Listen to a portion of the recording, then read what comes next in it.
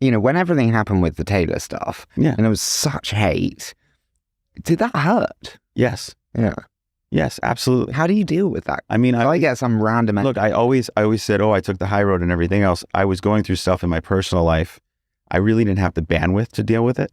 And it did hurt because the day before it happened, I had never had any negative news about me in our entire industry. I'd never had an issue with anybody. And then suddenly overnight, because someone said something, I was a bully. What I realized, though, is I started to go out in public and say, I'm not going to be a hermit to this. And not one person has ever said anything negative to me in public. So I will tell you, the internet is not a real place. Dave Chappelle says that all the time. Twitter is not a real place. So if someone is taking time out of their day to write you something negative and they don't even know you online, it's usually because they're hurting. It's not real. These gays, they're trying to murder me. What do I think of her? Yes. I don't think of her. Goodbye. I'm off. Read about that in the New York fucking Post. Well, we thought this was going to be 4 episodes. And then subconsciously at some point this summer tapped into the water sign matrix that underscores the majority of the universe and keeps its creative forces spinning, and prophesied by no small accident that this would be the summer of talking about Scooter Braun. So well, here this we is are. Our very first ever. Okay, so wait, let's extra special bonus episode. No, let's set the scene. Okay.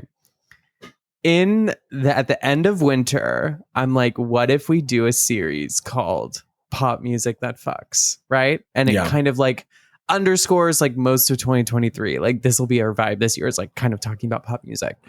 And we get 3 episodes into it. And then I'm like, okay, guys, we should talk about Justin Bieber now, because like this is kind of a good segue, because the Selena Justin stuff was happening. And for the record, we both were like, are people going to care about this? Like, it's kind of passe to talk about Justin and Selena. Well, as usual, it always starts with one quick, simple episode about topical issues. And then suddenly we're 6 parts deep, 4 documentaries in, 3 bonus episodes. So then we do 4 episodes about Justin Bieber after the 3 episodes we did of Pop Music That Fucks. And we're still in the middle of Pop Music That Fucks, by the way, right? Like then we start a series called Child Star Hell. Then we have a bunch of other stuff that runs between Child Star Hell and We Forgive You, Ariana Grande. We're like, let's do like a few, like 2 episodes, like a 2-parter on like Ariana Grande, Ethan Slater. And in the middle of writing the first episode, that timeline, I'm like, there's actually like a story here that I think I want to tell. Like, can we make this a few more parts? And Matt's like, sure. So then it's like, okay, we are at this part. Now we're at this part. Now we're getting to part 3, and Matt's like, oh, next week's the finale. And I'm like, we'll see. And even then I was like, we still could make it 2 more parts. No, we could. But then on the weekend, over the weekend, I mean, guys, we must have got, I mean, it felt like 100 tweets, and like, I got so many replies. We got like DMs. 100 tweets. We got so many DMs. I got so many Instagram, text messages, Twitter, just people Patreon, on Discord. Yeah, like basically any way that people could contact me. People were like, oh my God, did you see the news? And I'm like, me, by the way, being dumb, is I'm like, my mind immediately goes like, oh, did Beyonce drop the visuals now? Like, because we're at the end of the tour, like, did Beyonce? That's always in the back of the brain at any moment, though, isn't it? Did Beyonce drop visuals? And then I look, and it's like, Justin Bieber fires Scooter Braun. Ariana Grande fires Scooter Braun. Demi Lovato fires Scooter Braun. Also, J Idina Balvin Menzel had already fired Scooter Braun, then Idina Menzel. And we were this week actually planning on taking a small break from Ari to talk about the Britney divorce. And I was like, it'll give me like a little bit of time to like figure out how I want to wrap it up, or like which we if still I want have to all wrap the up. notes on, don't we? Like, no, we have a full like hour and a half long episode about the Britney divorce in the wings. And We haven't even gotten to the original notes we talked about with Ariana Grande and Ethan Slater. I know. I put together these notes about Ethan Slater and Ariana Grande and like how it all broke apart. And that was like 1 million years ago, I think, at this point. So I think we have like 3 episodes we've written in reserve now that have gotten pushed back because of breaking Ariana Grande news. And again, I actually was like not wanting to talk about this week, particularly because I was like, there's just not a lot there. Like when it was first happening, if you guys heard our bonus episode on Monday, we recorded that in the midst of all of this coming out. And the story on Monday was like, oh, they're still together. Like ignore the reporting. Like Justin and them are like, it's weird, but like, I don't know. It was very confusing. And the Ariana Grande stuff came out like right as we were recording. And it was just kind of like not a lot of sourcing. Demi came out and then Ari. And then the following day it like reversed and then went back. Track. And so I was like, okay, fine. We will talk about it here on Eating for Free, the podcast recording live from the absolute edge of the internet. I am local ponytail gossip, Joan Summers. And this is your local band artisan, Matthew Lawson. And I want to just show you a photo while you tell me about how your week was before we dive into Ariana Grande, because I have been personally victimized by Elon Musk, yes. Yeah. Guys, Scooter Braun has basically canceled Matthew Lawson. It feels like it's connected, I think. Literally in the midst of Matt and I Scooter tweeting. Called Elon. Elon got on support with X and was like, take it down. Okay, so in the midst of us tweeting about it, we were like literally trying our best to like stay on top of all the like DMs and like people reaching out to us and like, oh my God, did you see? It was like literally overwhelming on Tuesday. Yes. I get a text from you that's like, girl. And I hadn't been looking at my phone because of course been bananas. I was writing the Britney Spears episode. So I was like offline. I was like chilling from the Phillies game. I'd seen all my baseball husbands and I was like just vibing. And then I get this text from you. And what happened? Tuesday morning. And yeah, your girl, she got taken down boots, diva. So I guess I had tweeted months ago. I don't even know the original tweet. Couldn't figure it out because when you get banned, they truly do wipe you completely off the internet. But I had used the acronym KYS, which stands for kill yourself. I'm pretty sure it was to like a truly wretched individual, like someone calling for either like a genocide or euthanasia on a group of people, or somebody just spewing absolute horrible garbage. I had like at the time, the last few weeks, I was just about to hit like 2,000 followers. I'm a truly nobody on this website. And I said KYS months ago. They found that tweet and they were like, honey, it's over. Like, you have to go. Like, you're done. You're done. You're like, done. No, you're done. Do not collect go. Do not collect $200. And I immediately tried to do an appeal because I was like, well, I have people I've known for like 10 years plus on Twitter and formerly Tumblr, of course. I would love to like at least get their information before we get fully kicked off so I could like just have a place for keep talking with them later. And no, I didn't appeal. And they immediately within like 30 minutes, which means they're not reading it or giving a fuck, we're just like, well, we reviewed it and diva, it's over. Like, yeah, I mean, permanently gone. I immediately went back and deleted any tweets of mine that said kill yourself, KYS. You can't say literally anything on Twitter. I deleted all the fags, news channel talking about euthanasia. Bitch. I scrubbed everything with bitch. I scrubbed everything with like kill yourself. I scrubbed everything with faggot. You can say like, kill yourself. You just can't say it to people who do have blue check marks. I think that's the problem. Like if it's to someone with the blue check mark and you have one yourself, I don't think they have a problem with it. But if you're not playing that game, they wouldn't then have banned you if you were paying for Twitter. That's the amount of times. Yeah, I mean, we all know who is still on Twitter tweeting the most obscene, horrible, calling to action for people to commit violence against other groups of people on Twitter and anyway, it's just well, that's you. Every time people start tweeting about like what picky eaters and like bonsais are a dumb sport. Like I do not do that. Please, maybe if someone like gave some shade to the nun too, I would get up in arms. I keep it to some low. Well, we will just like in your honor, gone but not forgotten. If I lost Twitter, my career would probably be over. No, I'm joking.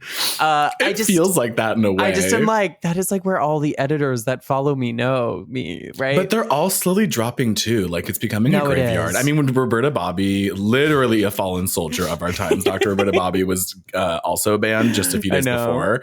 The funny thing is I changed I think this is what triggered it in a way. I also do think, as I was talking to friend of the pod, Carrie O'Donnell on Instagram, I think they know the gays and they're like snipering them all from a distance because it seems like it's a network of people that we all know are getting removed slowly. But I had changed my display name from media literacy with the purple Versace emoji, purple heart emoji. And then I changed it to wellit'sover.jpg, and which is so ironic now because it really was over right when I did that. And the second I changed my display name, the second I did it triggered something on the backend servers and immediately logged me out of my account and said, oh, verify your identity. And I was like, oh, is this some new like scam protection service? Yeah. Even though I wasn't changing my I wasn't changing anything in my bio or link. I was just changing my display name. They verified my identity, which was just a CAPTCHA thing, not even anything serious.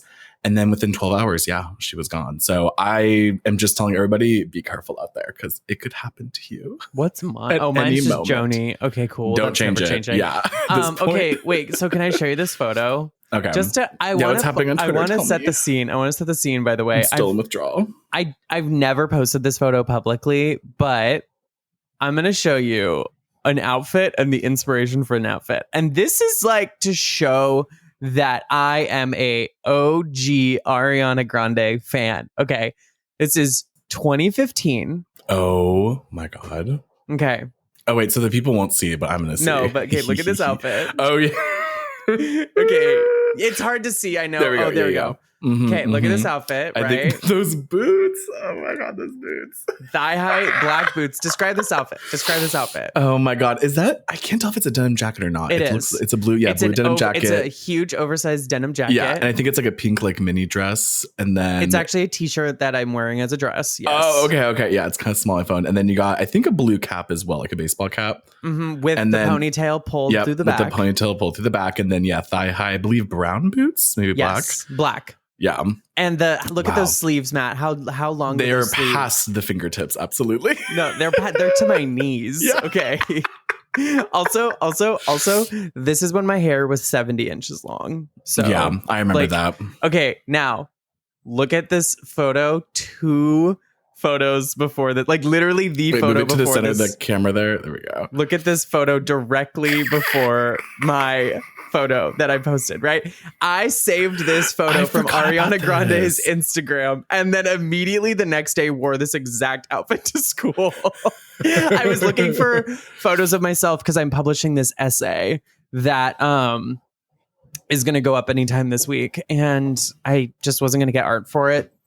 So I was like finding all because it's kind of like it's the Eras tour of my life. No, it's an essay reflecting on all the different women I have been over my life. And Ooh, I love that. It's like you read it, and it's like the photos are from like the 10 years of transition, and it's kind of that funny.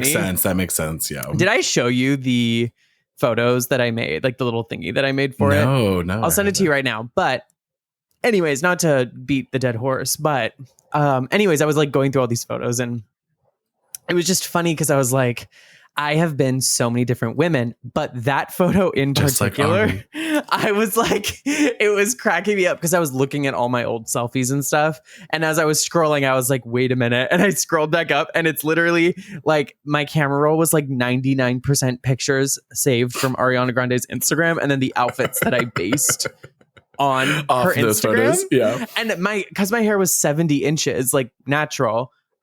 It was like I was always doing the like high up pony with like 2 little pieces or bangs. I had bangs. But I just sent you the photos. I can't wait for that essay, by the way. It was really Thank amazing. you. I mean, I already know he told you. I'm probably gonna go with the black and white one, but the color one was what it looked like before I turned to black and white, obviously. Oh yes, here it goes. Oh my God, yes. I know, literally. Yeah, the black and white's definitely giving, I won't lie. Yeah. I love the screen cap, the one you've cut out of from Sisterhood. Yeah. Amazing. Right? Oh my God, I've known half these eras. Yeah, you have known half of these eras. Oh, the shaved head era. Never Oh my forget. God, the shaved head era. We weren't recording the podcast and I shaved my head Sinead O'Connor style. I also love when you had the like just the bangs and like the updo in the back. Was it blonde on top? It was. My hair, I was growing out the blonde. And so I used to put it up because it would be like, it was like the full head of blonde and then like dyeing it out, but I was too broke. And the brown that I would wear from the drugstore would wash out like after a few weeks. So there would be times where I would just like have the hair up and it would just be this like blonde bun on top of like this massive blonde curly bun and then like my bangs. But yes. Oh my God, I can't wait. So speaking of Ariana Grande and her impact on my life, you guys heard the video that we just played at the beginning of the episode, which was a interview that Scooter Braun did talking about being the villain. This is something, if you've been listening to our series, you've heard Scooter say this over and over and over again over the last 3 episodes that like, you know, he was just and you also heard this in the Justin Bieber series too, the way that he self-eulogizes. He's like, I was just a bright-eyed, bushy-eyed, like little kid. And I just like was so naive. And I thought I was such a good person. Everyone loved me. I just thought they were cool. And I just wanted to be there for them as a friend, a family. And then unfortunately, tragedy struck and I've lived long enough to see all my statues torn down and now I'm Bane instead of Batman and I'm here to rule the city. And it's like jerk off motion, right? You're like, shut up. So before we dive into what's going on with Scooter currently, we're going to take it back to 2021 actually, because this underscores a lot of the reporting. And we had talked about this at the time, actually, that Scooter Braun had been acquired by BTS. Not literally by BTS, but the company that owns BTS. Like their record label or management company. Because it's all corporations. It's all corporations. In the end. Even BTS is a corporation. Literally. And so, wait, by the way, I love when artists talk about themselves like small businesses. They're like, well, I'm a small business, you know, like I have to have personal assistants and employees. Operation. It's like, no, babe, you have a GDP larger than the US government. So this is an official press release from Hybe, which I think I'm just going to say Hybe. If that's pronounced differently, let me know. But this I'm is not what sure if it's HYBE, but there's no like dots. Yeah, HYBE. So I think it's just Hybe. So this is in a press release from Seoul, April 2nd, 2021. Hybe, formerly Big Hit Entertainment, a South Korean entertainment lifestyle platform company, is joining forces with Ithaca Holdings, a fully integrated media company with interests across music, tech, film, television, brands, and culture, led by SB Project's founder, Scooter Braun. As part of this historic international deal, Hybe will acquire through its wholly owned subsidiary Hybe America a 100% stake in Ithaca Holdings and its properties, such as SB Projects and Big Machine Label Group. Now, for those of you who need a refresher about Big Machine was owned by Scott Borchetta, I think is how you say his last name.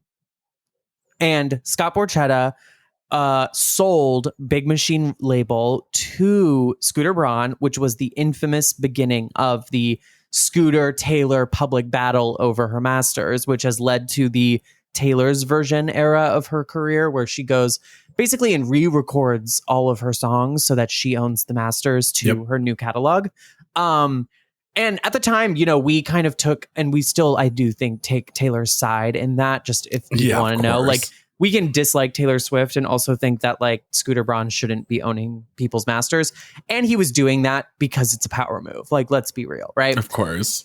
And you'll see that throughout this episode. I think that this is like a pattern for him. So anyways, Scooter's SB Projects and then Ithaca Holdings bought basically all of Big Machine Records. Yeah, basically complete like absolution. Big Machine Label Group, excuse me.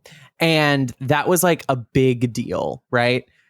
Then Hybe comes in and it's like, hey, we want to buy all of this, right? Because like, it's funny that like, I guess to the person who runs Ariana Grande and Justin Bieber's careers, like it's like those 4 scale videos of the universe where it's like the moon, Earth, Saturn, Jupiter. So like BTS. So like Big Machine was like the moon, and then SB Projects was the Earth, and then we have like Beyonce and I don't know, all the like Beyonce probably is Jupiter, Saturn, right? And then like the sun is SB Groups, right? It's like sorry, not SB Groups, Hybe or Big Hit Entertainment. It's like it like keeps going, and then here comes BTS. The Where sun. like the real players are coming in. Yeah. So Hybe basically buys the entirety of Ithaca and its subsidiaries, which include Big Machine. And all the artists in this deal get shares in the brand new Hybe America, right? And it's a lot of money, by the way. Like this deal. Well, we're going to get into the actual like numbers a little bit later, but the amount of money that Scooter Braun made off of this sale, he was, I don't think he was a billionaire before this. No, I don't. But this brings him to like not maybe a direct billionaire immediately, but like he's now approaching billionaire status just in terms of like cumulative assets from this deal. There is some stuff, we have later as well, where it's like he has kind of a whole other form of business where he's really just investing and like working with money people and Lily David Geffen and hanging out with Bezos and shit. So there is a whole other side of him that's not just the music, that is just like capital generation and acquisition. Yeah, I mean, it's a lot of money. Like he is now like a major player. So the press release continues. Hybe has exhibited an interest in Ithaca Holdings from the beginning as a pioneering music industry innovator with an emphasis on artist branding. As Ithaca Holdings reciprocated interest, the deal rapidly came to fruition. Ultimately, the partnership unites 2 of the industry's top innovative companies around a common goal. Braun added, this will be the first time Hybe's groundbreaking systems and curation will be integrated in the US market at the onset of an artist's career. Plus, it will help us to continue further the careers of artists we already work with. Global opportunities for artists become exponential with this partnership. This is an opportunity for us to make history and further innovate the music industry and revolutionize the game itself. Its implications for the business will be momentous for a long time to come. I am grateful for Chairman Bang's friendship and his willingness to support the creative journey of an artist. The deal brings together a range of services, including management, label services, and publishing.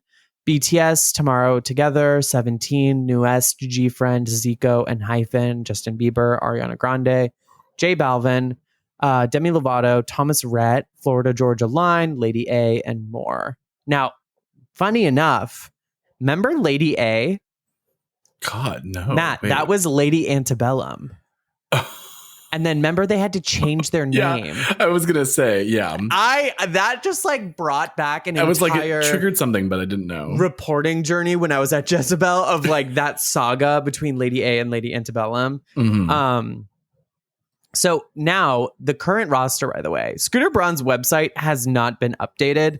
And I think personally that this is not being updated until things actually come there's to a lot currently like, settling for sure. Yeah, like they're not going to do this because they don't want to flag people that the website has changed. Now, this lineup of artists, it's in alphabetical order, but like just seeing Ariana Grande, Ashley Graham, and then Ava Max and Asher Roth like are the first 4 artists on the list of like weird lineup. Then we also have Baby Jake, Black Eyed Peas, Callista Clark, Carly Rae Jepsen, Dan and Shay, David Guetta, famously of This Goes Out to the Fam. What was it that he said? This goes out to George Floyd's family or something insane. Yes, this goes out to George Floyd. Like it was like right in the middle of 2020. He was doing that like rooftop performance in Manhattan on like the Empire State Building or something. He said specifically, I actually want to know what he said. The world is going through difficult times, and America too, actually. Last night, I knew we were going to do this, and I made a special record in honor of George Floyd. I really hope we can see more unity and peace when things become more difficult. And then like bass booms. He like used it was an MLK speech. It was the Yeah. MLK speech. Like literally Like mixing it into like this one in particular. Difficult times, and America too, actually.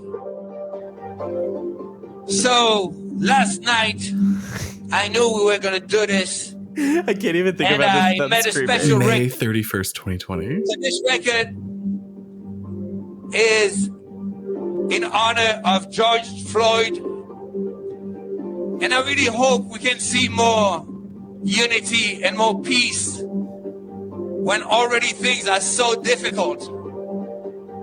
So, shout out to his family.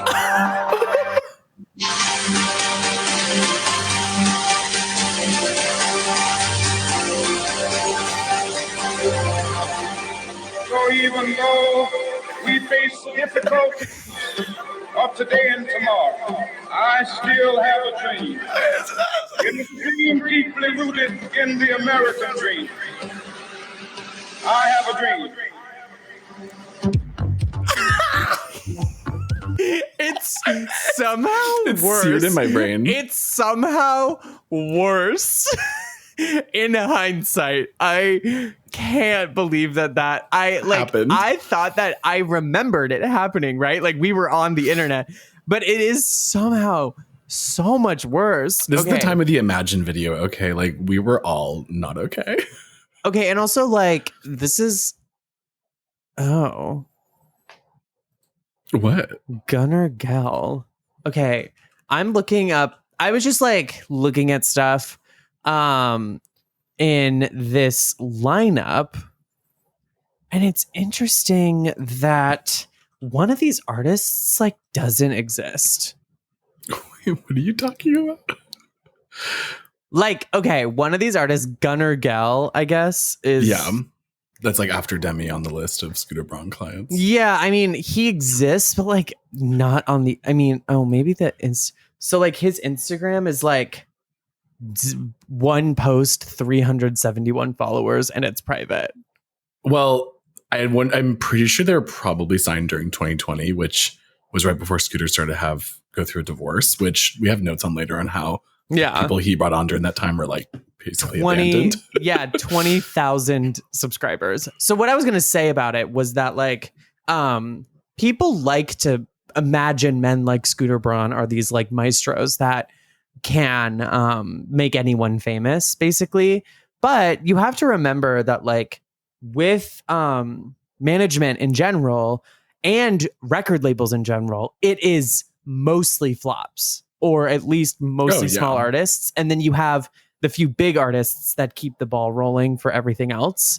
And that's like very classically Scooter Braun. I mean, Baby Jake, Eden, David Guetta, Jenna Rain, like Push Baby, like who? Well, I guess we know the Kid Leroy, but then like Tori Kelly, who's been with Scooter since like who even knows how long, right? Like how like Tori Kelly is still around because of Scooter, but like how long has Scooter been trying to get Tori Kelly's career, right?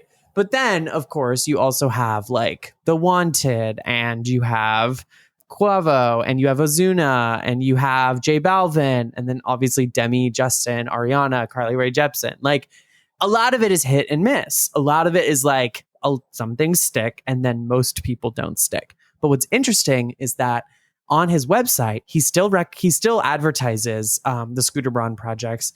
Ariana Grande, Idina Menzel, Justin Bieber, and Demi are all on the current list.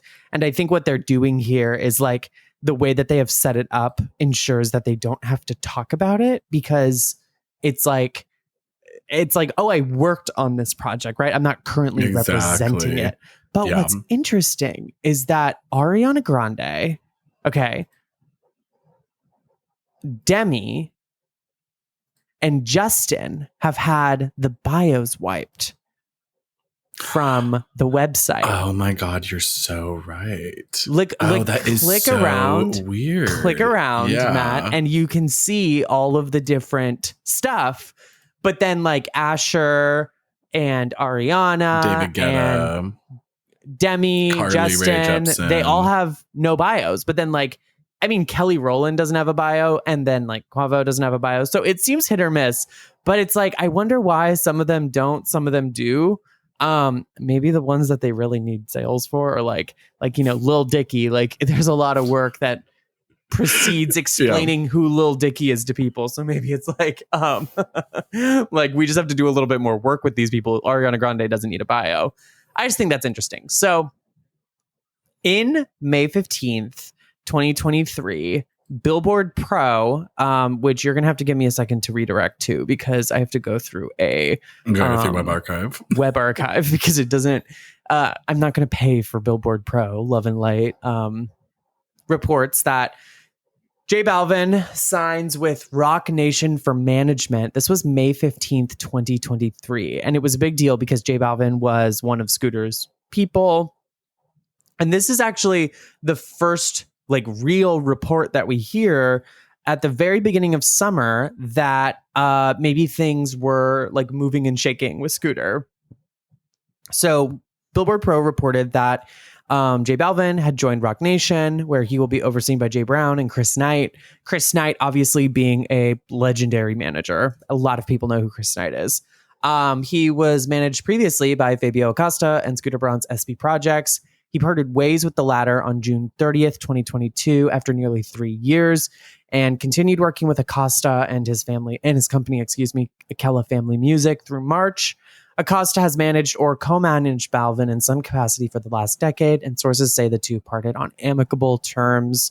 And just for those of you, I mean, I don't know how you don't know who J Balvin is, but one of the biggest Latin artists in the world. Okay, so then in August 18th, 2023, we talked about this on our bonus episode, but it's reported in ET that Justin Bieber and Scooter part ways, but still work together. And this is something that I think people are losing in all of this like flurry of reporting. And it's an undercurrent that we'll see later in the Variety story, as well as in this story particularly. You can leave your manager, but that doesn't mean that your like contract just goes away, right? Right. Even like, if you want to get out immediately, that contract's usually pretty sealed. Very, very, very, very, very, very, very, very, very, very rarely will you just get to walk away completely with everything. And it is probably usually if they have fired you and canceled you and want nothing to do with you because you like murdered someone or did a crime, or you're like manager dies and the Even company then, goes bankrupt. It's like a divorce where it's like they gotta go through court, they gotta like arbitrate who gets it's what. Not just like it's very I call complicated. Scooter up and it's like, hey Scooter, like if you're Tori Kelly, you don't get to just call Scooter Braun and be like, Scooter, I don't want you to be my manager anymore. It's like, well, you signed a deal, babe. Like, yeah.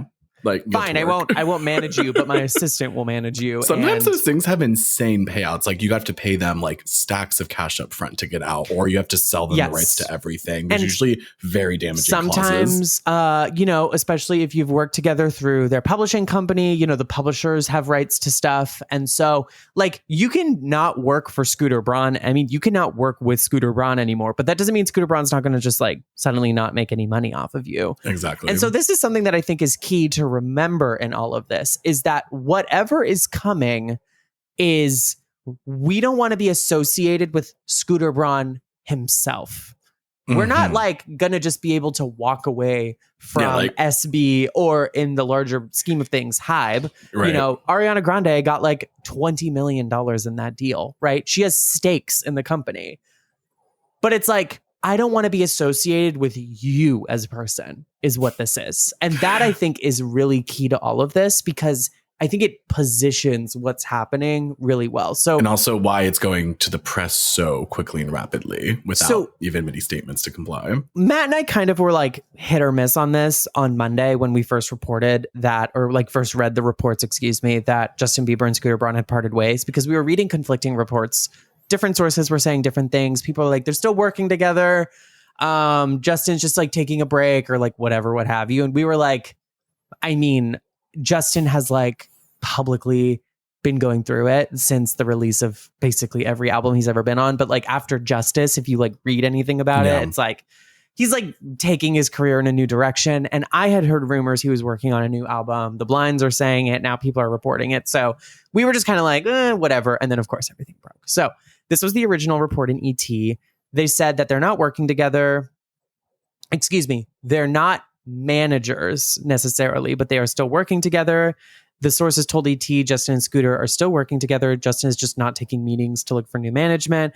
The two recently worked on something together. As for why reports are surfacing that Braun is no longer managing some of his major artists, including Ariana Grande and Demi Lovato, a source with knowledge of the situation tells ET all of Scooter Braun's clients are under contract and negotiations have been going on for several months as Scooter steps into his larger role as Hybe America CEO. People are spreading false rumors based on what they know, but they are off. Scooter's team at SB Projects are still handling both Justin and Ariana as they work through what this new structure looks like. Now, this is the source that I want everyone to keep in mind. Remember that for the next 30 minutes, okay? Keep that in your brain, that exact wording, because this is going to come up again. So Matt and I talked about this a little bit. Like, why would this come out, right? Like, why is Ariana Grande, the sources are not saying that they've been fired. I mean, that the sources are lying that they've been fired, right? Like, all intents and purposes, it doesn't seem like Scooter's managing. Ariana, Demi, Adina, these people have legit parted ways. And Matt and I kind of talked about this off camera. And one of the things that I said is Scooter probably has the deepest business ties, or at least most long-standing business relationships with Justin Bieber. You know, absolutely. Justin has started a clothing company that Scooter is an investor in.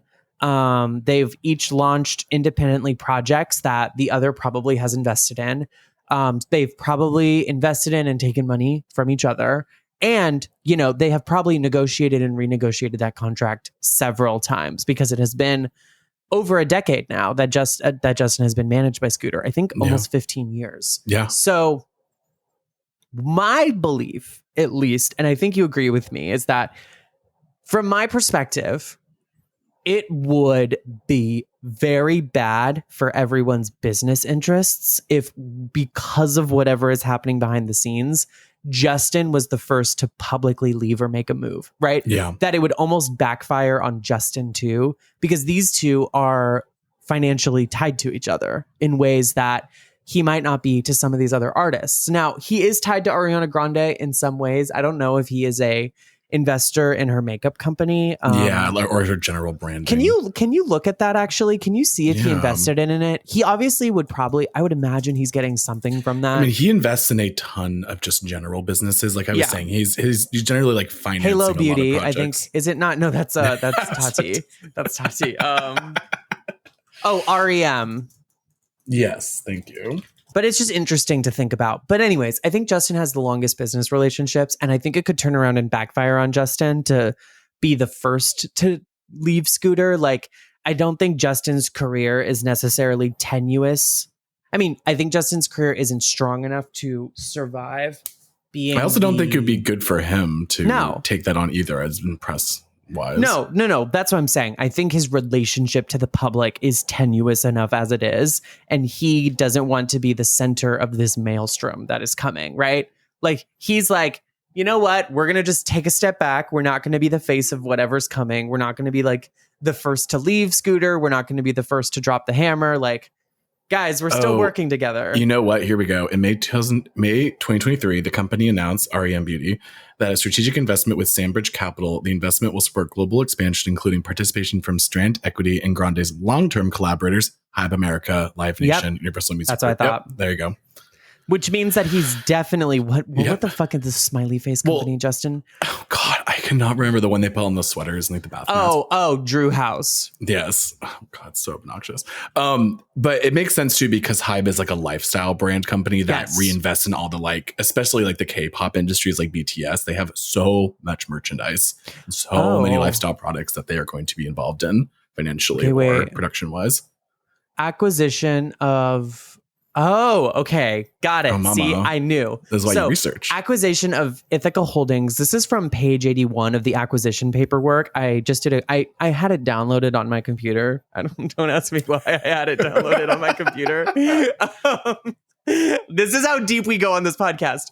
I just randomly Googled Drew House, like in Q, whatever. So here is what was acquired when Hybe purchased Ithaca Holdings.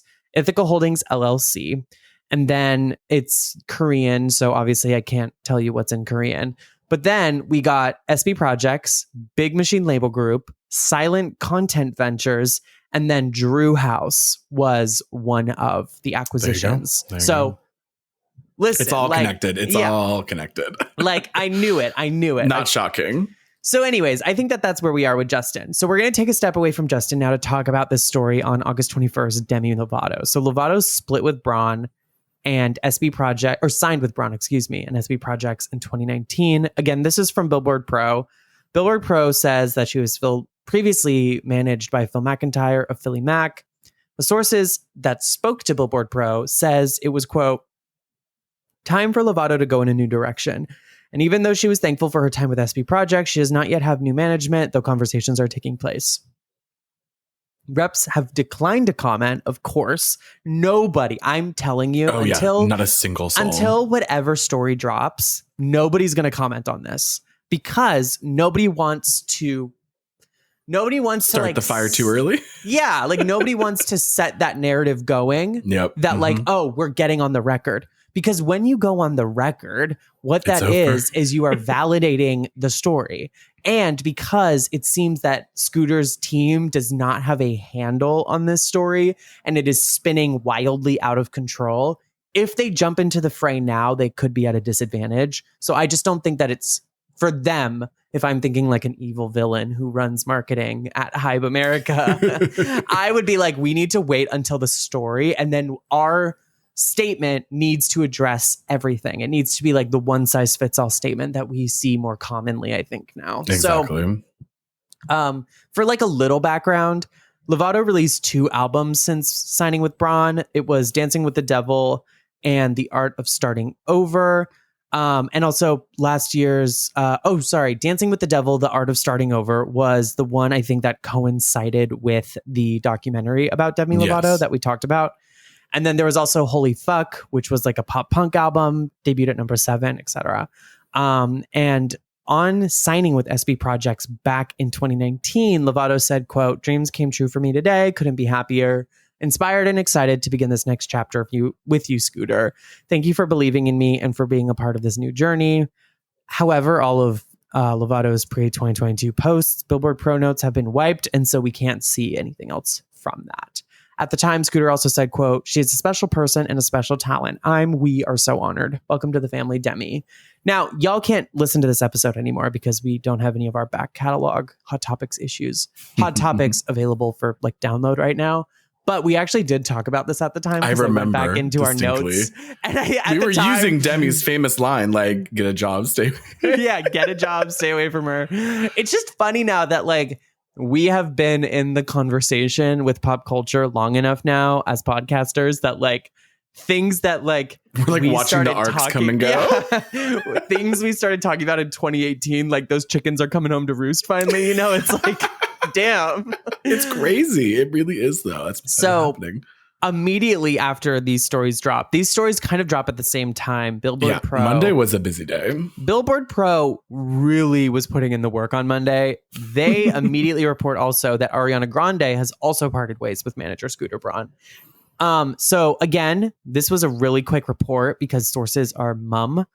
Sources say Ariana split with Scooter and that Grande and Braun, as all the listeners of this podcast know, have been working together since 2013 when she released Yours Truly.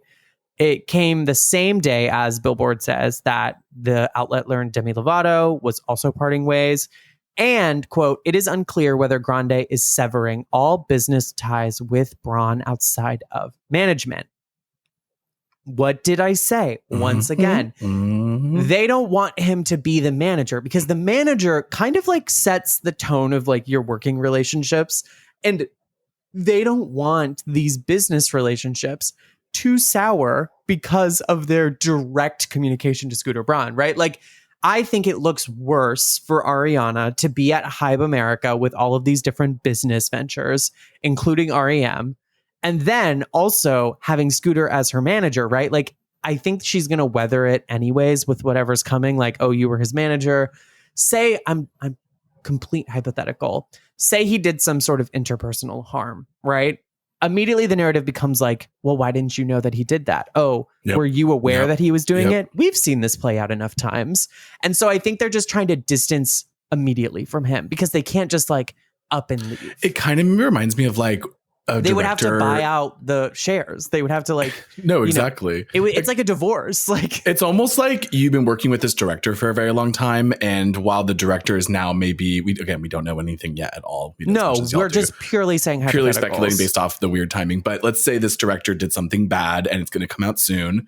You will obviously step away, distance yourself from that director. But if the movie's still in production, or the company, more so the production company that's working on it, still has you contracted out to do more roles, you're just going to do the bare minimum you can to save some face before. what We happens literally happens. just saw this with, again, we're talking on like a very small scale.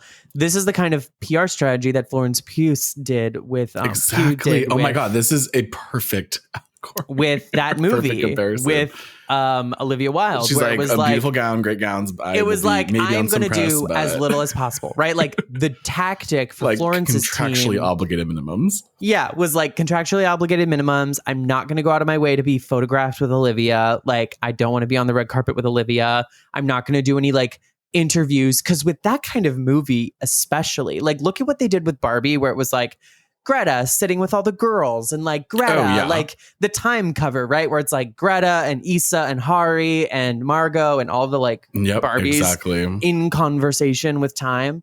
That's the kind of press they should have been doing on Don't Worry, Darling, but they didn't do that because, especially because it was like a female director and a female star, right? Like that's a classic. It is crazy to think about how editorial wildly slant. different those outcomes have been. No, but like I mean, very different movies, but yes. Florence's PR strategy for that was like love and light, right? She's like, it was, the acting is a definition- day job. I'm Yeah. busy in Love and Light, I Croatia don't know filming that lady. Dune, and Yeah. And again, I think like this is kind of the part of talking about someone like Ariana Grande. And even when we talked about Justin Bieber, where like, I think that for as much criticism as we have of these kinds of people, we also have a certain amount of empathy and just understanding for how the real world works, that like people like Justin Bieber can't just up and leave Scooter Braun. Like Justin can decide tomorrow, I want literally nothing to ever do with Scooter Braun, not once in my entire life ever again. And it is not that easy. Like it's not even if he was like, in the I will realm literally of the word easy. Even if he was like, I'm willing to give up literally everything I have, he would still have to like show up to some court case. He would still have to sign some paperwork. He'd still have to do a bunch of shit just to like actually resolve the issue from a distance. Even if you had all the money in the world saved separately from him, you'd still have to put in work to leave him. So, people now. Okay. So this is the fun part. People magazine reports that Ariana is leaving Scooter Braun after 10 years. Quote, this is her choice, says source. Now, people are kind of idiots. No offense. And everyone read this and was like, what is Ariana's PR strategy? Like, this is such a weird move for her, et cetera, et cetera. Why would her sources say this? Like, what is her publicist thinking? Okay, now, babe, keep that in mind when I read these sources. So People says, quote, they are friendly, but she's outgrown him and is excited to go in a different direction. Yes, there are negotiations happening because of contracts, but this is her choice. It's time for something new. Reps for Grande and Braun have not commented on the situation. A music industry source with knowledge of the situation previously told People that, quote, all of Scooter Braun's clients are under contract and negotiations have been going on for several months as Scooter steps into his larger role as Hybe America CEO. People are spreading rumors based on what they know, but they are off. Scooter's teams at SB Projects are handling both Justin and Ariana as they work through what this new structure looks like. It's almost like it could all be true. No, weird. Where did we hear that exact quote from before? Huh. It's almost like I've heard that exact thing before 20 minutes ago in the ET story, where a similar source said the exact same boilerplate message. Mama. That they are sending to all of the outlets as the official Hybe America publicist on background and calling it a source.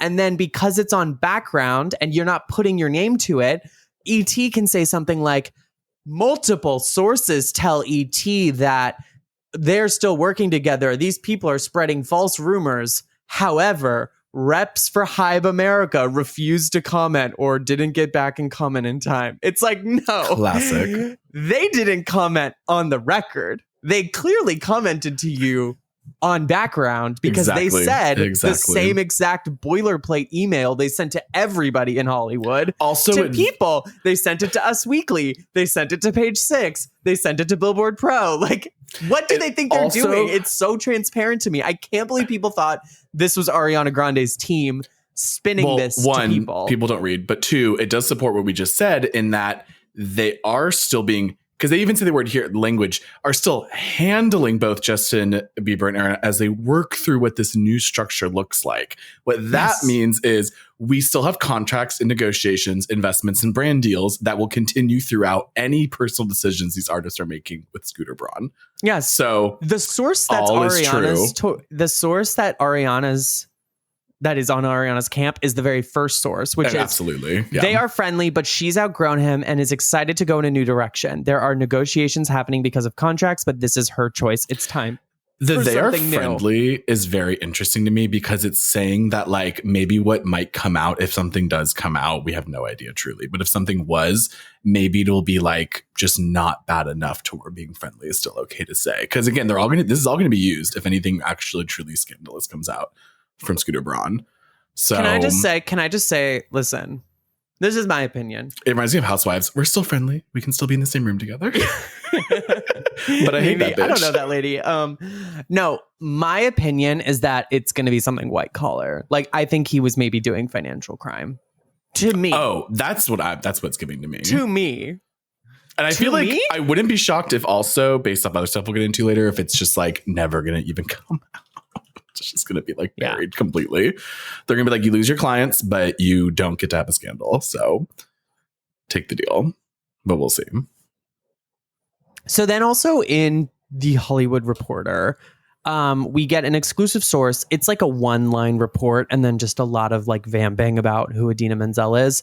THR reports on August 22nd, so yesterday, that Idina Menzel is no longer being managed by Scooter Braun. Quote, a source close to the Tony-winning star tells The Hollywood Reporter she parted ways with the talent manager in January after announcing in 2019 that she'd signed with him. Now, see, that is so fucking interesting. No, okay. That means no one had to say shit about leaving him until everybody else started talking about it. This is what I'm saying, Matt. This is why I think that something is actually coming, and this isn't just business stuff. Because you really could leave your manager and say nothing about it, and we wouldn't know. Truly love and light to Idina Menzel. Like, nobody cares. But what this tells me is that people are going to Google Scooter Braun clients, and her team was like, we don't want them to still see that we maybe are represented by Scooter, right? Because nobody reports on who's managing Idina Menzel. Again, love and light. Truly love and light. Love that lady. Congratulations to everything she's accomplished. Like, this could have literally just been like a complete nothing burger, right? Again, THR That's could why report we didn't Idina Menzel leaves Scooter Braun in fucking January. It gets like 100 clicks, right? Like, no one's clicking on that. But now it is like something that she needs to clarify. And everyone was sending us Scooter in the DMs because they're like, wait, Idina Menzel was read by Scooter Braun? What? Also Carly Rae. So Scooter Braun, amidst all of this on Tuesday, she just dropped an album, by the way, so I think that's why. There's a beast inside and I'm waking it up. Okay, so Scooter Braun, it's like a psychedelic switch. Jokes on Twitter, by the way, amidst all of this, quote, breaking news, I'm no longer managing myself. Insane. I was like, insane tweet. The snipers were coming in from Hybe Entertainment. The HR was like, you actually have the right to kill. No, like, listen. When I read that, I'm like, delete it, Scoot. I was like, is he joking? And you know what this tells me? It's a little what we are going to read a little bit later. We have a part of a story in Insider about the many faces of Scooter Braun. And really, really good feature on it. Really fantastic work by the reporter. Yeah. We're going to break it up into two parts because it kind of gets into a little bit of this. But what this confirms to me is that like this man literally cannot help himself when it comes to people talking about him. And post Taylor face. Swift, it's like, my guy, you don't say anything. Are you dumb? Like, are you dumb? Like this is the time to be silent. You should not be on Twitter. Like, why? I can only imagine what his lawyers are thinking. And he's like, guys, I mean, and again, because he's the god of his universe, no one can say no to Scooter Braun. That, like, I mean, maybe Ariana Grande and Justin Bieber can say no to Scooter Braun, and they have, but it doesn't mean he listens to them. His assistant certainly cannot tell him no. His lawyers certainly cannot tell him no, right? Like, this man sold a company for $1 billion. If he wants to tweet, he's going to tweet. But it's like, oh my guy, this is going to be brought up in court. This is going to be brought up in the report. Like, you should know this by now, how this works. Like, but you can't help yourself. This is the juicy scoop on the same day, like right after this. Variety drops what the hell is going on in Scooter Braun's empire. And this was like, for me, Christmas fucking day. Because like this is the thing that really, we're talking about with Ariana Grande, and we talked about this a lot with the Justin Bieber stuff too. I don't fucking care about like whether or not interpersonal harm has been done in the tweet war between Selena Gomez and fucking Hailey Bieber. I want to be a fly on the wall for when the assistants are like, how are we going to still schedule that post for Drew House for our new sweater line that's dropping today, right? Like, that's the shit we care about here on this podcast. Like, the business of all of this, right? Like, what's the business? What's the real scoop from inside the workplace? I love workplace gossip. So, Variety says that Justin Bieber, Demi, and Ariana and many other artists are dropping like flies from his management staple and, quote, unlike indictments, there is literal information to be found on what is being positioned by some as an exodus from SB projects. Lovato's amicable departure has been confirmed off the record by sources from multiple camps. However, Bieber's allegedly impending departure was strenuously denied by multiple sources, although Puck, which first reported the news, insists the story is accurate, as does at least one source Variety spoke with. And Grande's exit, which, if true, would be the second time she's parted ways with him, was strenuously denied by sources close to Braun, while a rep for the singer did not respond to Variety's request for comment, although an unnamed sources apparently confirmed their split to Billboard. Now, it continues, quote, some sources tell Variety that Bieber and Grande are not leaving the company, but rather Braun is continuing to step back from day-to-day management to focus on his role as CEO of Hybe America. What does that sound like? Some sources are basically repeating the boilerplate that ET people and all the other places got, right? That's literally word for word what they said. And I'm sure if Variety was to paste those sources' comment, it would be word for word what we just read in ET and in People. However, quote, all of Scooter Braun's clients are, and by the way, they do. All of Scooter Braun's clients are under contract, and negotiations have been going on for several months as Scooter steps into his larger role of Hybe America CEO. The people are spreading rumors based on what they know, but they are off. That is now the fourth time we have read that exact quote. It's like you couldn't even reword it. Like no, Matt, that's what I'm saying. It's kind of crazy. That's what I'm saying. So, quote, however, other sources insist that Bieber, who recently cleaned house and brought in a new attorney, agency, and business manager, is set on leaving SB projects. I'm sorry, but the new manager, new attorney, new agency, like the cleaning house concept, yeah. Not helping matters, quote, is Braun's fervent desire to be seen as a good guy and his formidable ability to spin narratives in his favor. The agendas and interests of the involved parties, including apparently some media outlets, have only clouded the matter further, which we also talk about in this upcoming insider piece. Quote, he's imploding, says one source. It's a different world since the pandemic. You can't just be an asshole like that anymore. Ooh. Another source, however, says, quote, he's getting out of management. He has been for years. That's the real story. Several sources also tell Variety that Braun has only been tangentially involved in the careers of his biggest artists. The CEO of a Potentially company involved. valued at 11 billion, presumably would not have time or attention, even though Bieber and Grande have been relatively active in recent years. His first major move as CEO of Hybe was the acquisition of Atlanta hip-hop powerhouse Quality Control, which has Migos, Lil Baby, Lil Yachty, and others for $320 million. Now, it's unclear what artists parting ways or, quote, no longer being with Braun might look like. Again, as Variety reports, quote, management deals exist in every imaginable arrangement, but presumably there are contracts that legally must be honored for all the artists in question. So this is the other interesting thing. So Braun's two biggest artists, Bieber and Grande, have basically been silent for the last 3 years. Bieber's last project was Justice 2021, and then he postponed his world tour, which we talk about in our series. You can go listen to that. And then Grande's last album was Sweetener, which released, or sorry, not Sweetener, Positions in October 2020, and she's been silent because of Wicked. Now, there was a good 2 years before Wicked went into production. We don't know how long rehearsals were in like pre-pro for that, but like she took a lot of time back, and we're going to get into that next week. So people are kind of saying like like he hasn't been that involved, but also there hasn't been a lot to be involved with. And I imagine the space away from Braun probably also made this decision for people easier as well. Also, because the he's whole been distracted. Also, the whole like, oh, he hasn't been as busy with them. He hasn't been as involved, which is very different than the narrative he gives in a lot of his interviews and documentaries. But that being the like, oh, it's just natural that he wants to get out and he's now moving into like the higher role of the C-suite at the company, I think just really supports the theory I have where it's going to be possibly that we'll never know what the drama is, but they're going to keep it away because they're giving him this. And yeah, I don't know. We'll see. Yeah. So People also then reports amidst this Variety piece that Justin hasn't talked to Scooter in months, is working on a new album without him. And again, this also contradicts what they said in the ET story, which is like, interesting. So People reports that Bieber is, quote, still managed by Braun, but they haven't spoken to each other in nearly a year. Quote, Justin's since working on his new record for the last 6 months. The relationship with Scooter has run its course.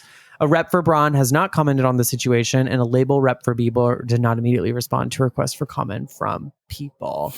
Now, Ariana and Demi also, again, a second source comes out on the 23rd in Entertainment Weekly, which is a little bit more reputable than like ET. Yeah. At least in terms of like EW is not going to run gossip as quickly as like People magazine. They try to be a Us bit more Weekly official. EW says that they have also spoken to sources close to the situation that confirm Grande and Demi have both parted ways. And that is like just included here for just more proof, or at least veracity to the claims. And so, you know, we're going to now talk about the many a faces. TikTok video. Oh. Is this, oh my God, Taylor Swift fans, I feel like they bring me to such a low vibrational level that it is hard to return. If you guys want to directly witness with us now the effects of heavy metals poisoning on the American population, the confluence of heavy metals poisoning and true crime, and also Taylor Swift's mass hypnosis powers. It's the Ray Dunn lead leaking from the Marshall's order. You know? Yeah. You know how when you buy certain like online clothing items from like fucking like ASOS, there's like a packaging on the label that says like certain products in this contain carcinogenic materials. This is the effects of those carcinogenic materials on the brain. This is a video from a Swiftie, Taylor Talk on TikTok. No hate to this creator, obviously. Please Except don't go leave. Allegations. Yeah, like please don't go leave nasty comments. No, really, don't do that. We can kiki about it here together, alone, away from the Swifties, because please do not have them descend on us.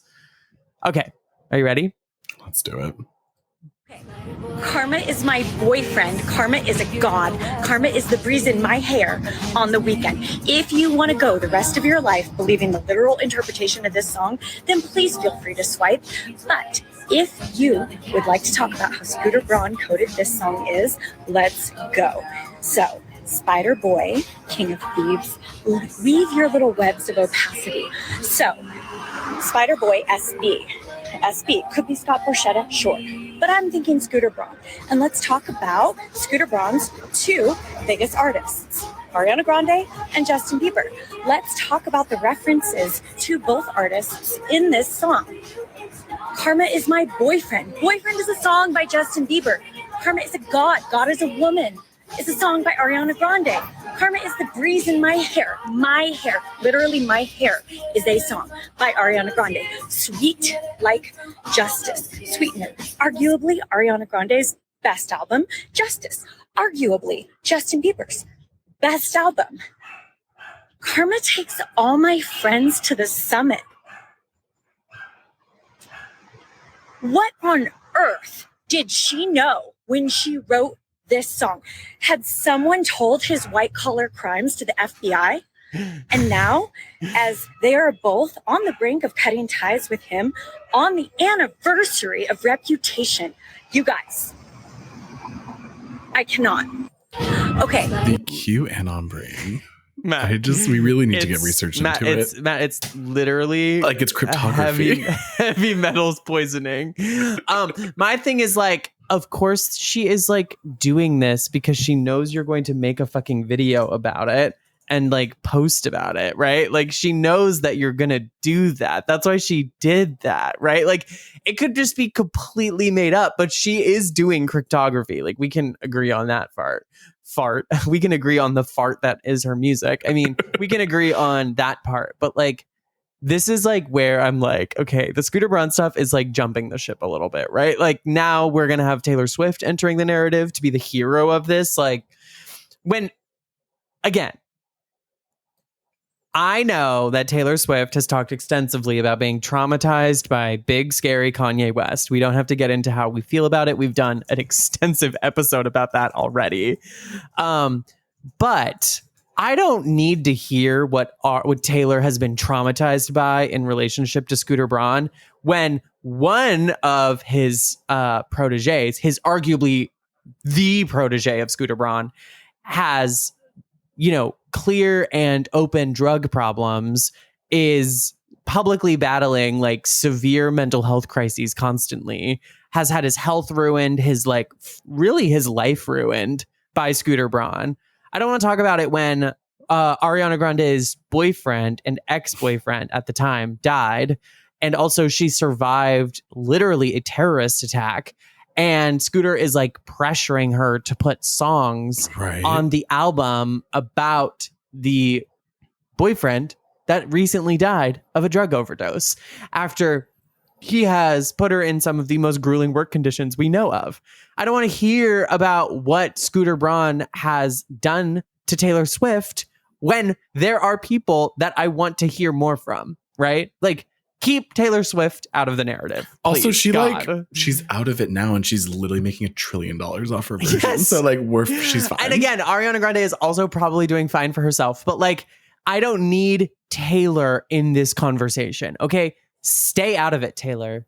Okay, stay out of it. This is literally not about you. We don't care that Karma is a boyfriend. Karma is your god. Okay, the song is bad anyways.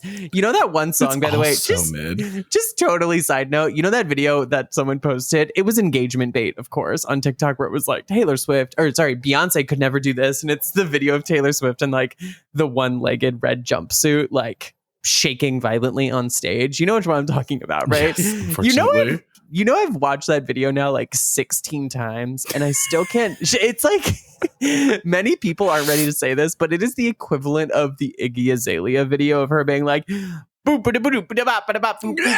you know that? Like, oh yeah, where she tries to freestyle and it's like incomprehensible gibberish. like Simlish. Like that's what Taylor Swift singing live in that way sounds like to me. I'm like, this is just the Iggy Azalea video, but with country music behind it. Never forget when the Taylor Swift fans were tweeting the way she's on beat when she walks out on stage or something. It's like, Is that not how the concert Have you ever like works? looked down at your friend's feet when you guys are going to Target and notice you're walking in sync? Like it's actually the easiest thing to do in the world, except most of us are normal and just post photos of us doing that with a Starbucks Frappuccino and it's like bestie's trip to Target, right? Like we're not posting on Target, like we're not posting on Twitter, like the way she walked on stage to the beat. Okay, we're getting off track. So Matt, you have a story from Anna Silman. Again, shout out Anna Silman. Truly. This is a legitimately Amazing work. jaw-dropping report. I cannot believe it like went under our radar too. I mean, we weren't really on this topic at the time, and it doesn't necessarily have anything like majorly scandalous, like these big instances where we clearly see what's happening. But no, it was. I think really, a lot of what everyone felt, but it wasn't in hindsight. Yeah, pretty terrifying. 100%. So yeah, just again, shout out Anna Silman. Like we loved this story. If you're listening, yeah. So obviously we're going to be editing a lot of it through. When we're only going to cover basically the beginning of it and then kind of end on there because it will start to sync up with the timeline that we started and ended with in part 3. So I'm going to be quoting a lot from the article itself, as well as, just maybe little extra bits that come from other sources. But the story basically starts on the reason why Scooter and Kanye had kind of a soured relationship back in 2018, 2019, which, again, also in hindsight now, very interesting. So in December 2018, Kanye called on Braun, his on-again, off-again manager, in need of help with a deal that would sell a percentage of Yeezy, his now billion-dollar footwear and apparel company, to a third-party manufacturing capability in China. Apparently, when Braun flew out to meet Kanye, he started second-guessing his decision to sell. According to the person that gave this information to Insider, Braun told West that he didn't have to move forward if he wasn't comfortable. A few hours later, though, West appeared to have a change of heart. The person said West confronted Braun in front of several people, yelling at him and accusing him of trying to trick West and take advantage of him by making him sign away Yeezy to someone else. He proclaimed that all Braun wanted was his commission. Braun was thoroughly insulted, the person added, and tore up the deal, which he hadn't yet given to the lawyers. The next day, he told Kanye they should stop working together altogether. There's obviously conflicting stories of how this all went down. So others had told Insider that there was a very different story. 3 people familiar with West's perspective told Insider that about 2 years earlier, around the time West was diagnosed with bipolar disorder, Braun had attempted to take ownership of interest in Yeezy for himself. They said West felt manipulated by Braun, with one describing the incident as the breaking point in their relationship. Quote, "He talked the talk. I care about Kanye. I would never take advantage," a former associate said. But, quote, "Scooter's most important client has always been Scooter." Jump scare warning here. Marty Singer, famous lawyer to the stars, specifically the likes of Bill Cosby and many other evil people, is Braun's attorney. He has told Insider, and basically throughout this entire piece, I've omitted a lot of what Singer says in response because we all know that the lawyer of Scooter is going to deny every claim and say none of it happened or didn't happen the way that we hear. So it's pretty consistent throughout the narrative. But to this specifically, Marty Singer said that this was false and that Braun never took a stake in Yeezy or took advantage of West while the artist was in a state of diminished capacity. The former Yeezy associate said that West had offered Braun large percentages of Yeezy several times, which Braun always declined. So that's kind of how it starts the piece. And when it talks about the many faces of Scooter Braun, it's basically what the author's trying to do and what we'll go through and what we've obviously been talking about already this entire episode is that Scooter puts on a very specific personality and a very specific kind of aura with how he manages and why he's a little different than other managers, but why it's ultimately very successful. But of course, the further you get into it, and like we see in this piece, more than 50 entertainment insiders suggest that this is a very, very different face than the actual one when you work with Scooter directly. So it kind of gets into basically, like we just said before, along the way, he's gone to great lengths to distinguish himself as a good guy, a family-oriented philanthropist with a strong moral code, known for steering artists out of rough patches. If you watched our bonus episodes on Patreon about Seasons, Justin Bieber's documentary that he did a few years back, this is a huge thing you'll see Scooter in. Like, not only does Justin regard him this way, but everyone that works around Justin regards Scooter in that way. Very family-oriented, very morally strong. Yep. But of course, many say that's far from being an exception in a particularly ugly industry. Braun is one of the most ruthless players, a relentless egoist whose main focus is burnishing his image and growing his empire. The majority ask that their names not be used out of fear of retaliation, citing Braun's reputation for litigiousness. A quote said, "I've never seen anyone burn so many bridges with so many people," a person familiar with Braun's business dealings said. And of course, as many sources have confirmed to Insider, Braun conducts himself with the easy confidence of someone who has never sat anywhere but courtside. He speaks as if he's perpetually delivering a TED Talk, a combination of candid riffs, long pauses, choice moments of vulnerability that make him sound somehow both unstudied but carefully rehearsed. I think we all are very familiar with this, especially in our kind of like pastors and preachers episodes, or sorry, sneakers and preachers episodes. I think Scooter kind of definitely has that very charismatic personality that's very similar to like one of those mega church preachers. So obviously the piece starts to get into his origins, like how Scooter came to prevalence. We covered that many times with how he signed on Justin Bieber all the way back in about 2006, 2007, after watching videos of him on YouTube perform in the streets of Canada.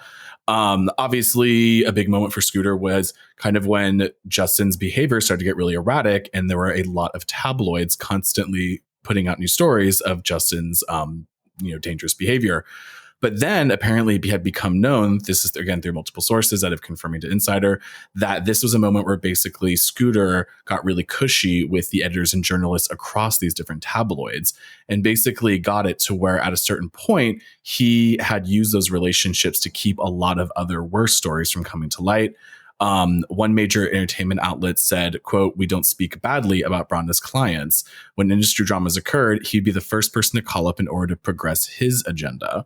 Another added, "While all managers get their hands dirty to protect their clients, some in Braun's orbit felt Braun could take things too far." The rapper Little Twist, a friend close of Bieber's during his wild years, has said he became a regular scapegoat for the superstar's misbehavior. Stating on a 2020 podcast, they took the fall for the marijuana possession charge that we've talked about extensively in this pod, and many of you already know.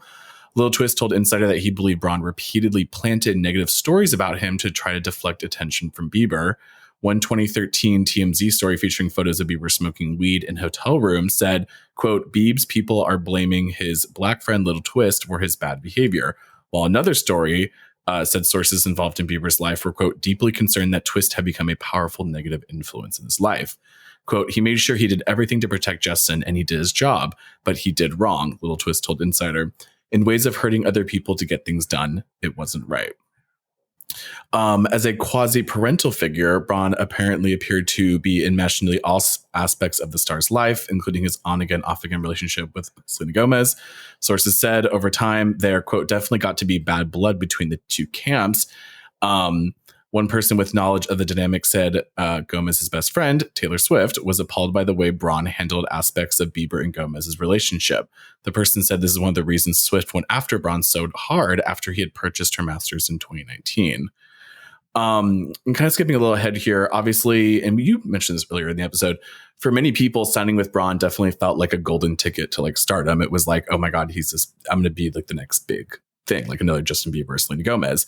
But obviously it's not the case for a lot of his former clients who are not even on the website as we see anymore. People have worked with them and have had bad relationships. One of them that I totally had no idea was the case is that he actually signed on Todrick Hall in 2013. Yep. I had completely not known about this. So he had signed him on 2013. Apparently, Todrick Hall was very over the moon. He was very excited to work with Scooter Braun. He thought this really was going to be the big break in his music career. But their relationship apparently became immediately very strained. Hall, feeling though Braun wasn't taking his career seriously, to people with knowledge of the dynamic said. In 2016, Todrick then released his self-funded YouTube visual album, Straight Outta Oz, which is a Wizard of Oz-inspired musical about his life. Apparently, Braun was the inspiration for the wizard character, the man behind the curtain, who is, not who he claims to be. In the scene specifically, the wizard, played by Joseph Gordon-Levitt, actually glides into the room on a scooter with the monkey on his shoulders, which is a not so subtle reference to Scooter Braun. Yeah. Braun, who was still his manager at the time, became upset apparently when he learned the details of this video and when it was going to come out. 3 people close to the project confirmed this. One person said Braun threatened to get Hall's YouTube channel entirely removed off the platform if he didn't delete the unflattering references to him in the video. 3 others also said that Braun had demanded that Hall list him as an executive producer on the project, even though he hadn't been involved with the visual album whatsoever. Hall refused to remove all the Scooter references, and the two ended up no longer working together after this situation. One of the sources said, quote, "It's all about controlling everyone's image and everyone's narrative." Oof. Hall is also one of the few people to actually speak out against Scooter Braun in the press. And a quote to Entertainment Canada, he said, I genuinely attempted several times to talk to him from a place of love, but with my wounds from being Black and gay in America and his ego, it was difficult to get through. For all this shit we've given Todrick before and all the scandals that he's been involved in, this makes a lot of sense, though, I would say, in terms of relationship. And I can see why Scooter definitely has no way to relate. Obviously, after, and this is kind of where we're going to start ending the piece here, but obviously after the redemption of Bieber, kind of around 2015 time, Braun was one on the top of the call list for artists who found themselves facing troubled waters. A lot of people would go to Scooter, quote, when they needed the Super Mario boost, which is a specific quote from one of the people inside the industry that talked to Insider. Braun often found a way to spin his clients' personal challenges into marketing gold. Now, this is where it's going to get really familiar with what we've talked about with a lot of stuff we've seen with Bieber and Selena and so forth. Yep. Braun introduced Ariana Grande to Saturday Night Live star Pete Davidson, as we all know, and their obviously quick engagement sparked a ton of tabloid fodder.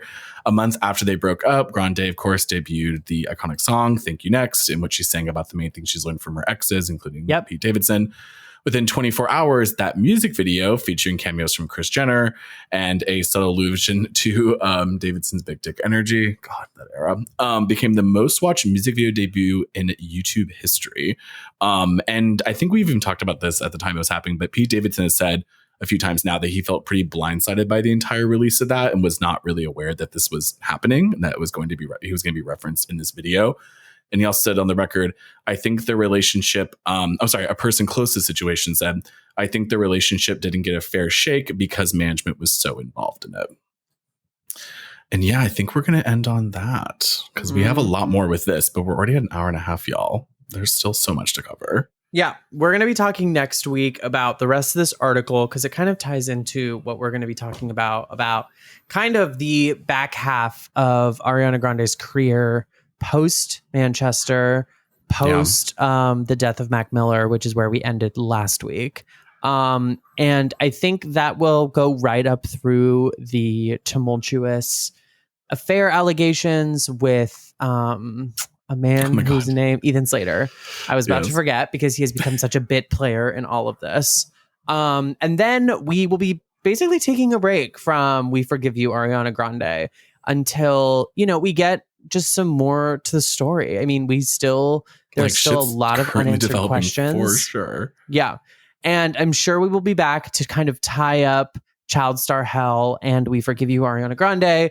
When this Scooter stuff inevitably breaks, I'm sure there will be a lot to say.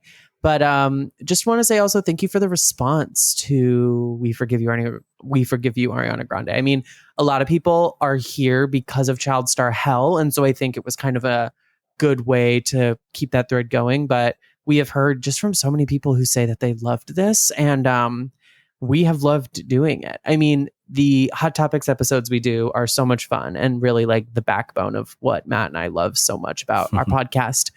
But, last year we kind of retooled a little bit, and the Hot Topics episodes became more like intermissions for us, as, bigger stories kind of came and went, and bigger series like this one were put together. So just like the response to something that we have both together worked so hard on over the last month has just been really sweet. And if you have enjoyed it and you haven't yet, please go leave us, a 5-star rating on iTunes. It really, really helps. Or on Spotify. We have gotten a bunch of new reviews from us just asking that, and they've been so nice. All of you are so sweet. And I also am just going to put this out into the universe because Matt and I have learned on this podcast that we just do everything at our own pace and in our own time. And I'm thinking I would like to do one show before the end of the year. Ooh. Now that is a big ask. Obviously, at least have it in the works. A lot of things would have to come together, but send us a DM, send us a tweet. We are going to be putting a poll up on Twitter and on Instagram. And then I'm also probably going to send one out to the patrons to just kind of like poll our biggest listening locales currently it's New York, Philadelphia, Chicago, LA, San Francisco are kind of like the big clusters of our listeners. So it really will be like wherever we go. I mean, like New York is like really up there. Same with LA, like probably New York. Wherever we go, it'll just have to be obviously viable for us, right? We're gonna have to sell seats, we're gonna have to sell tickets, etc. But I would like to do something, you know, like I really think it's time for us. People have been begging us to do something. So, and I love being on stage, obviously. So, oh, it'd be so fun. We'd have so many interesting things to plan. Yeah. Well, anyway, so just send us a comment, at least guys. by the end of the year, y'all. Like, let's get it going. Like, please let us know where you are, where you're willing to travel to, and how many people would you bring? Yeah, bring your whole family. Bring your whole family. Also, follow us on Instagram, Eating for Free. It's all in our description. You hear it at the end of the podcast, but like we're kind of pivoting to Instagram now that Twitter's imploding. So Truly. Matt has been really killing the game on Instagram. Go follow us there. And we'll then just become a meme account, y'all. Like, just send us your best memes. Send us all the things you want, like that you want to see. A meme reposter. Yeah, exactly. We're gonna be posting Ethel Cain. What is it? American like Teenager, whatever. What's I was that gonna say song? like AI covers of SpongeBob singing Ethel Cain. That's like half my fucking TikTok. With like videos of like Kurt Hummel. Like it's like that, you know. Remember when we were a meme account though? Like remember our like output Honestly, on Instagram from like 2018 to 2020? I mean, that was like our best era on Instagram. We might have to go back. Well, guys, we love you. We'll see you next week. 3, 2, 1. You love it how I move it and you. Yeah, what do we say? You believe God is a woman. Wait, what's the one that I just cannot stop listening to? I'll think of it later. Every day. Or the light is coming to give back everything the darkness stole. Oh. The light is coming to give back everything the darkness stole. Such a good album. Nikki's verse on that is one of Nikki's best verses, by the way. Anyways, so true. Goodbye. Bye. You've been listening to Eating for Free, which is written and hosted by myself, Joan Summers, and Matthew Lawson, and produced by Ashlyn Thomas and myself, with music from our friend Pluto. For more information about this episode and our show, go to eatingforfree.com. And if you want weekly bonus episodes, go to patreon.com/eatingforfree, which helps support this show and keep it going. We've also got merch at eatingforfree.com/merch.